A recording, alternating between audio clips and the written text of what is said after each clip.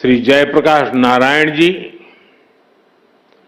और भारत रत्न श्री नानाजी देशमुख,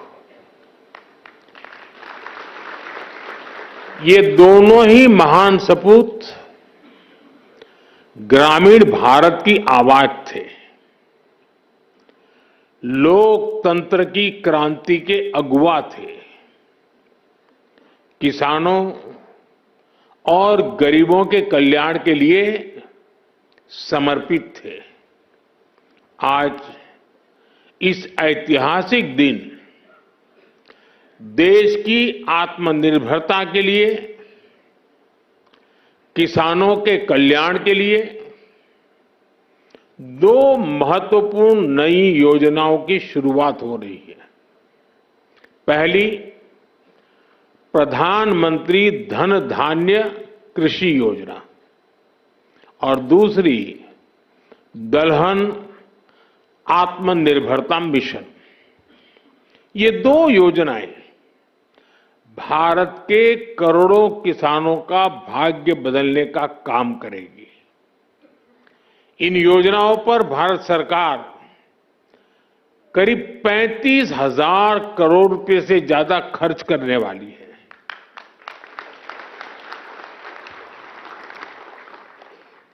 मैं सभी किसान साथियों को पीएम धन धान्य कृषि योजना और दलहन आत्मनिर्भरता मिशन के लिए बहुत बहुत बधाई देता हूं। साथियों, खेती और किसानी हमेशा से हमारी विकास यात्रा का एक प्रमुख हिस्सा रही है। बहुत जरूरी होता है कि बदलते समय के साथ खेती किसानी को सरकार का सहयोग मिलता रहे, लेकिन दुर्भाग्य से पहले की सरकारों ने खेती किसानी को अपने हाल पर ही छोड़ दिया था। सरकार की तरफ से कृषि को लेकर कोई विजन ही नहीं था, कोई सोच ही नहीं थी। खेती से जुड़े अलग अलग सरकारी विभाग भी अपने अपने तरीके से काम करते थे और इस वजह से भारत की कृषि व्यवस्था लगातार कमजोर होती जा रही थी। 21वीं सदी के भारत को तेज विकास के लिए अपनी कृषि व्यवस्था में भी सुधार करना आवश्यक था और इसकी शुरुआत हुई 2014 के बाद से। हमने खेती को लेकर पुरानी सरकारों के लापरवाह रवैये को बदल दिया। हमने आप सभी किसानों के लिए उनके हित में बीज से लेकर बाजार तक अनगिनत रिफॉर्म किए, सुधार किए। इसके परिणाम आज हमारे सामने है। बीते 11 वर्षों में भारत का कृषि निर्यात करीब करीब 2 गुना हो गया।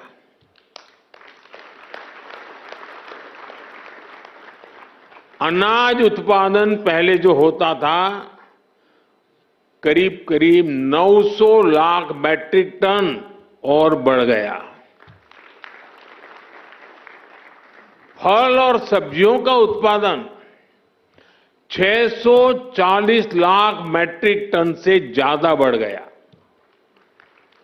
आज दूध उत्पादन में हम दुनिया में नंबर 1 है।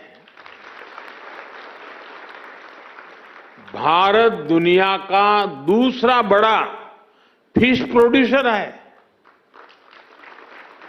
भारत में शहद उत्पादन भी 2014 की तुलना में 2 गुना हो गया है। अंडे का उत्पादन भी बीते 11 वर्षों में डबल हो गया है। इस दौरान देश में 6 बड़ी फर्टिलाइजर फैक्ट्रियां बनाई गई हैं। 25 करोड़ से ज्यादा सॉइल हेल्थ कार्ड किसानों को मिले हैं। 100 लाख हेक्टेयर में सूक्ष्म सिंचाई की सुविधा पहुंची है।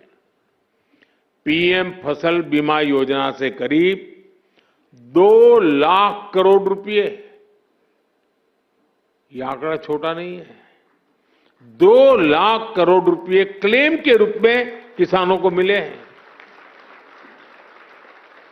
बीते 11 साल में 10,000 से ज्यादा किसान उत्पाद संघ एफपीओज बने हैं। अभी मुझे आने में देरी इसलिए हुई कि मैं कई किसानों के साथ गप्पा गोष्ठी कर रहा था। अनेक किसानों से बात हुई, मछुआरों से बातचीत हुई, महिलाएं जो कृषि क्षेत्र में काम कर रही हैं उनके अनुभव सुनने का अवसर मिला मुझे। ऐसी अनेक उपलब्धियां हैं जो देश के किसान ने बीते 11 वर्षों में अनुभव की है। लेकिन साथियों, आज देश का मिजाज ऐसा बन गया है कि वो कुछ उपलब्धियों से ही संतुष्ट नहीं होता है। हमें विकसित बनता है तो फिर हर क्षेत्र में लगातार बेहतर करते ही रहना होगा, सुधार करना ही करना होगा। इसी सोच का परिणाम है पीएम धन धान्य कृषि योजना। और इस योजना की प्रेरणा बनी है आकांक्षी जिला योजना की सफलता।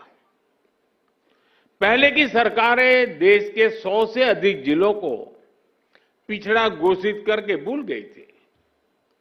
हमने उन जिलों पर विशेष ध्यान केंद्रित किया, उनको आकांक्षी जिला घोषित किया।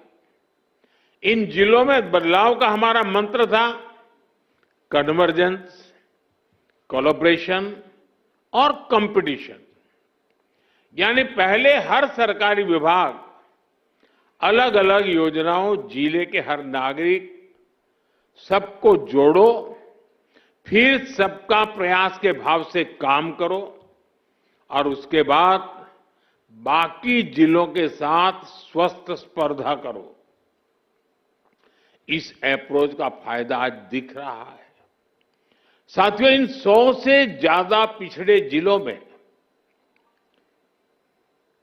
जिसे हम अब एस्पिरेशनल डिस्ट्रिक्ट कहते हैं, अब हम उसको पिछड़े जिले नहीं कहते, 20% बस्तियां ऐसी थी जिन्होंने आजादी के बाद से सड़क ही नहीं देखी थी। आज आकांक्षी जिला योजना की वजह से अब ऐसी ज्यादातर बस्तियों को भी सड़कों से जोड़ा जा चुका है। उस समय जिसे पिछड़े जिले कहते थे, उनमें 17% ऐसे बच्चे थे जो टीकाकरण के दायरे से बाहर थे। आज आकांक्षी जिला योजना की वजह से ऐसे ज्यादातर बच्चों को टीकाकरण का लाभ मिल रहा है। उन पिछड़े जिलों में 15% से ज्यादा ऐसे स्कूल थे जहां बिजली ही नहीं थी। आज आकांक्षी जिला योजना की वजह से ऐसे हर स्कूल को बिजली कनेक्शन दिया जा चुका है। साथियों, जब वंचितों को वरीयता मिलती है, पिछड़ों को प्राथमिकता मिलती है, तो उसके नतीजे भी बहुत अच्छे मिलते हैं। आज आकांक्षी जिलों में माता मृत्यु दर कम हुई है, बच्चों का स्वास्थ्य सुधरा है, पढ़ाई का स्तर सुधरा है। कितने ही पैरामीटर्स में ये जिले अब अन्य जिलों से बेहतर कर रहे हैं। साथियों, अब इसी मॉडल पर हम खेती के मामले में पिछड़े देश के 100 जिलों का जो खेती के क्षेत्र में, बाकी चीजों में आगे होंगे, ऐसे 100 जिलों का हम विकास करना चाहते हैं, उस पर ध्यान केंद्रित करके काम करना चाहते हैं। पीएम धन धान्य कृषि योजना की प्रेरणा वही आकांक्षी जिलों का मॉडल है। इस योजना के लिए 100 जिलों का चयन बहुत सोच समझकर किया गया है। 3 पैरामीटर्स पर इन जिलों का चुनाव किया गया है। पहला, खेत से कितनी पैदावार होती है। दूसरा, एक खेत में कितनी बार खेती होती है। और तीसरा, किसानों को लोन या निवेश की कोई सुविधा है, और है तो कितनी मात्रा में है। साथियों, हमने अक्सर 36 के आंकड़े की चर्चा सुनी है। हम बार बार कहते हैं उनके बीच तो 36 का आंकड़ा है, लेकिन हर चीज को हम चुनौती देते हैं, उसको उल्टा करते हैं। इस योजना में हम सरकार की 36 योजनाओं को एक साथ जोड़ रहे हैं। जैसे प्राकृतिक खेती पर राष्ट्रीय मिशन है, सिंचाई के लिए पर ड्रॉप मोर क्रॉप अभियान है, तेल उत्पादन को बढ़ाने के लिए तिलहन मिशन है, ऐसी अनेक योजनाओं को एक साथ लाया जा रहा है। पीएम धन धान्य कृषि योजना में हमारे पशुधन पर भी विशेष फोकस किया जा रहा है। आप जानते हैं, फूट एंड माउथ डिसीज यानी खुरपका मुंहपका जैसी बीमारियों से पशुओं को बचाने के लिए 125 करोड़ से अधिक टीके मुफ्त लगाए गए हैं। इससे पशु भी स्वस्थ हुए हैं और किसानों की चिंता भी कम हुई है। पीएम धन धान्य कृषि योजना में स्थानीय स्तर पर पशुओं के स्वास्थ्य से जुड़े अभियान भी चलाए जाएंगे। साथियों, आकांक्षी जिला कार्यक्रम की तरह उसी प्रकार से पीएम धन धान्य कृषि योजना का बहुत बड़ा दायित्व किसानों के साथ ही स्थानीय सरकारी कर्मचारियों और उस जिले के डीएम या कलेक्टर पर है। पीएम धन धान्य कृषि योजना का डिजाइन ऐसा है कि हर जिले की अपनी जरूरत के हिसाब से इसकी प्लानिंग में बदलाव लाया जा सकता है। इसलिए मैं किसानों और संबंधित जिलों के मुखिया से आग्रहपूर्वक कहूंगा, अब आपको जिले के स्तर पर ऐसी कार्य योजना बनानी है जो वहां की मिट्टी और वहां की जलवायु के अनुकूल हो। वहां कौन सी फसल होगी, बीज की कौन सी वैरायटी लगेगी, कौन सी खाद कब उचित रहेगी, ये आप सबको मिलकर के एक नए तरीके से सोच समझकर निर्धार करना चाहिए और उसको लागू करना चाहिए। आपको हर क्षेत्र, हर खेत के हिसाब से प्लानिंग करनी होगी। अब जैसे कहीं पानी अधिक होता है तो वहां वैसी उपज होगी, कहीं पानी की कमी है तो वहां उस प्रकार की फसलें उगानी होगी। जहां खेती संभव नहीं, वहां पशुपालन और मत्स्य पालन को बढ़ावा देना होगा। कुछ क्षेत्रों में मधुमक्खी पालन एक बेहतर विकल्प होगा। तटीय इलाकों में सीवीड फार्मिंग एक शानदार विकल्प हो सकता है। पीएम धन धान्य कृषि योजना की सफलता लोकल लेवल पर इसके इम्प्लीमेंटेशन से ही होगी।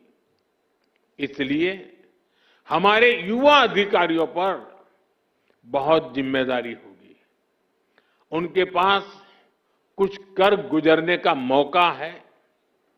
मुझे विश्वास है कि युवा साथी किसानों के साथ मिलकर देश के 100 जिलों की खेती की तस्वीर बदल देंगे। और मैं आपको विश्वास से कहता हूं, जैसे ही उस गांव में खेती की तस्वीर बदली, उस पूरे गांव की इकोनॉमी बदल जाएगी। साथियों, आज से दलहन आत्मनिर्भरता मिशन भी शुरू हो रहा है।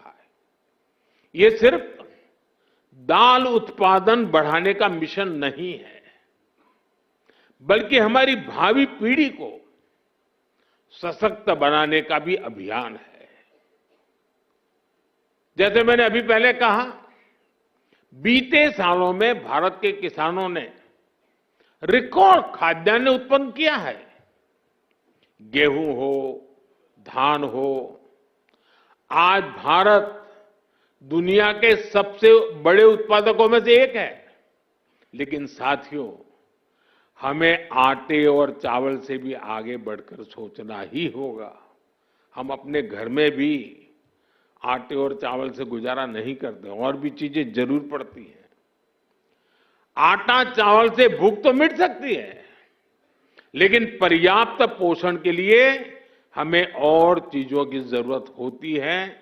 उसके लिए हमें योजना करनी होती है। आज भारत को, और खास करके जो वेजिटेरियन आदि प्रकृति के लोग हैं, उनके पोषण के लिए प्रोटीन बहुत महत्वपूर्ण है। अन्य भी चीजों की जरूरत होती है, उसमें एक प्रोटीन भी है। हमारे बच्चों को, हमारी भावी पीढ़ी को उनके शारीरिक विकास के लिए और उसके साथ मानसिक विकास के लिए भी प्रोटीन का उतना ही महत्व है। और स्वाभाविक है, खास करके जो वेजिटेरियन लोग हैं, और हमारे देश में काफी बड़ा समाज है, उनके लिए तो दाल ही प्रोटीन का सबसे बड़ा सोर्स होता है। पल्सेस ही से उसका रास्ता होते हैं। लेकिन चुनौती ये भी है कि भारत आज भी, हम कृषि प्रधान देश तो है, लेकिन दुर्भाग्य देखिए, भारत आज भी इस प्रकार की आवश्यकताओं के लिए अपनी जरूरतें पूरी नहीं कर पा रहा है। आज देश बड़ी मात्रा में दाल का आयात करता है, दूसरे देशों से मंगाता है, और इसलिए दलहन आत्मनिर्भरता मिशन बहुत जरूरी है। साथियों, 11,000 करोड़ रुपए से अधिक का दलहन आत्मनिर्भरता मिशन, इसमें किसानों की बहुत मदद करेगा। लक्ष्य ये है कि दाल की खेती में 35 लाख हेक्टेयर की वृद्धि हमें कैसे भी करके करनी है। इस मिशन के तहत तूर, उड़द और मसूर दाल की पैदावार बढ़ाई जाएगी। दाल की खरीद की उचित व्यवस्था की जाएगी। इससे देश के करीब 2 करोड़ दाल किसानों को सीधा लाभ होगा। थोड़ी देर पहले कुछ दाल किसानों से मेरी बातचीत हुई और मैंने देखा कि वो आत्मविश्वास से भरे हुए थे, बहुत उत्साहित है, और उनका स्वयं का अनुभव पूरा सफल रहा है। और उन्होंने कहा कि कई किसान अब देखने के लिए आते हैं कि भाई इतना बड़ा कैसे कर लिया। देश को दलहन में आत्मनिर्भर बनाने के लिए मैंने उनको बहुत ही मजबूती के साथ, विश्वास के साथ बातें करते हुए देखा। साथियों, मैंने लाल किले से विकसित भारत के 4 मजबूत स्तंभों की चर्चा की है। इन 4 स्तंभों में आप, मेरे सभी किसान साथी, हमारे सबसे अन्नदाता, हमारे एक मजबूत स्तंभ है। बीते 11 वर्षों से सरकार का निरंतर प्रयास रहा है कि किसान सशक्त हो, खेती पर ज्यादा निवेश हो। हमारी ये प्राथमिकता खेती के बजट में भी दिखती है। बीते 11 वर्षों में खेती का बजट करीब 6 गुना बढ़ गया है। इस बढ़े हुए बजट का सबसे अधिक फायदा हमारे छोटे किसानों को हुआ है। मैं आपको एक उदाहरण देता हूं। आपको पता है कि भारत अपने किसानों को खाद पर सब्सिडी देता है। कांग्रेस सरकार ने अपने 10 साल में खाद पर 5 लाख करोड़ रुपए की सब्सिडी दी थी। मेरे आने से पहले 10 साल में 5 लाख करोड़। हमारी सरकार ने, भाजपा एनडीए की सरकार ने पिछले 10 साल में खाद में जो सब्सिडी है वो 13 लाख करोड़ रुपए से ज्यादा दी है। साथियों, कांग्रेस सरकार एक साल में खेती पर जितना खर्च करती थी, एक साल में खेती पर जो खर्च होता था उतना तो बीजेपी एनडीए की सरकार एक बार में पीएम किसान सम्मान निधि के रूप में किसानों के बैंक खाते में जमा कर देते हैं। अब तक 3,75,000 करोड़ रुपए सीधे पीएम किसान सम्मान निधि के आपके बैंक खातों में भेजे जा चुके हैं। साथियों, किसानों की आय बढ़ाने के लिए हमारी सरकार पारंपरिक खेती से भी आगे विकल्प उन्हें दे रही है। इसलिए पशुपालन, मछली पालन, मधुमक्खी पालन भी उनके पर भी अतिरिक्त आय के लिए बल दिया जा रहा है। इससे छोटे किसानों को, भूमिहीन परिवारों को भी ताकत मिलती है और इसका फायदा देश के किसान उठा रहे हैं। अब जैसे शहद उत्पादन का सेक्टर है, 11 वर्ष पहले जितना शहद भारत में पैदा होता था, आज उसका करीब करीब 2 गुना शहद उत्पादन भारत में होता है। 6-7 साल पहले करीब 450 करोड़ रुपए शहद हम एक्सपोर्ट करते थे, 450 करोड़ रुपए का। लेकिन पिछले साल 1500 करोड़ रुपए से अधिक का शहद विदेशों को निर्यात हुआ है। ये 3 गुना अधिक पैसा हमारे किसानों को ही तो मिला है। साथियों, गांव की समृद्धि और खेती को आधुनिक बनाने में आज हमारी बहनों की भागीदारी निरंतर बढ़ रही है। अभी एक देवी जी से मेरी बात हो रही थी, वो राजस्थान से थी। वो अपना स्वयं सहायता समूह से जुड़ी। वो मुझे कह रही है कि आज उनके मेंबर 90,000 है, 90,000। कितना बड़ा काम किया होगा। एक डॉक्टर बहन मिली, स्वयं पढ़ी लिखी डॉक्टर है, लेकिन अब पशुपालन में उसमें लग गई है। देखिए, खेत में फसल का काम हो या फिर पशुपालन, आज गांव की बेटियों के लिए अवसर ही अवसर है। देश भर में 3 करोड़ लखपति दीदियां बनाने का जो अभियान है, उससे खेती को बहुत मदद मिल रही है। आज गांवों में नमो ड्रोन दीदियां खाद और कीटनाशक छिड़काव के आधुनिक तरीकों का नेतृत्व कर रही है। इससे नमो ड्रोन दीदियों को हजारों करोड़ रुपए की कमाई हो रही है। इसी तरह खेती की लागत कम करने में भी बहनों की भूमिका बढ़ रही है। किसान प्राकृतिक खेती से जुड़े, इसके लिए देश में 17,000 से अधिक ऐसे क्लस्टर बनाए गए हैं जो जरूरी मदद देते हैं। करीब 70,000 कृषि सखियां प्राकृतिक खेती को लेकर जरूरी मार्गदर्शन किसानों को देने के लिए तैयार है।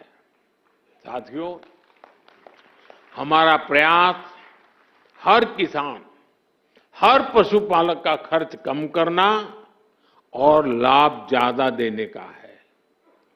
अभी जो जीएसटी में नया सुधार हुआ है, अभी शिवराज जी बड़े उत्साह से उसकी बात कर रहे थे, इसका भी बहुत अधिक फायदा गांवों के लोगों को, किसानों, पशुपालकों को हुआ है। अभी जो बाजार में से खबरें आ रही हैं वो बताती हैं कि त्योहारों के इस सीजन में किसान बड़ी संख्या में ट्रैक्टर खरीद रहे हैं, क्योंकि ट्रैक्टर और भी सस्ते हुए हैं। जब देश में कांग्रेस सरकार थी तो किसान को हर चीज महंगी पड़ती थी। अब ट्रैक्टर ही देखिए, एक ट्रैक्टर पर कांग्रेस की सरकार 70,000 रुपये का टैक्स लेती थी। वहीं जीएसटी में नए सुधार के बाद वही ट्रैक्टर में सीधे करीब 40,000 रुपये सस्ता हो गया है। साथियों, किसानों के उपयोग की बाकी मशीनों पर भी जीएसटी बहुत कम किया गया है।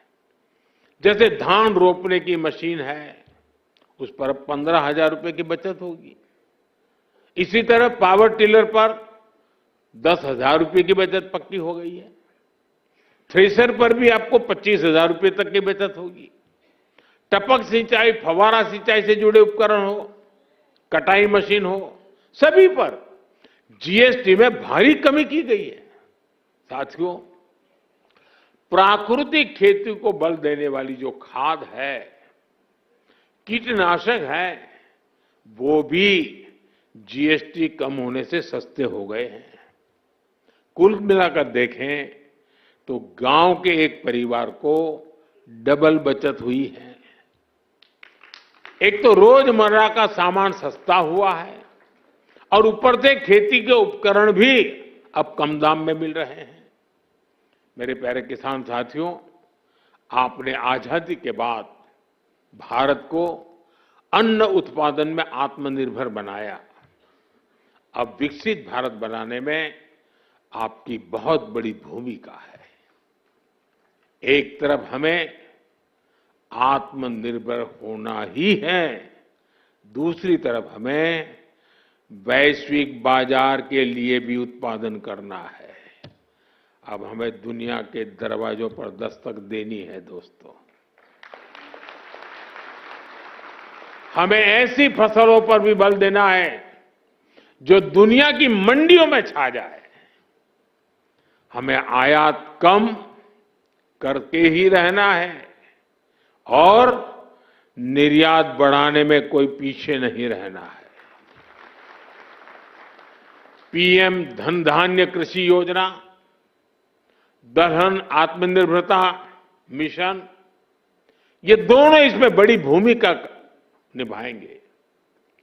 आज इस महत्वपूर्ण अवसर पर एक बार फिर इन योजनाओं के लिए मेरे किसान भाई बहनों को मैं अनेक अनेक शुभकामनाएं देता हूं। आपको आने वाली दिवाली के पर्व की भी बहुत बहुत शुभकामनाएं देता हूं। बहुत बहुत धन्यवाद।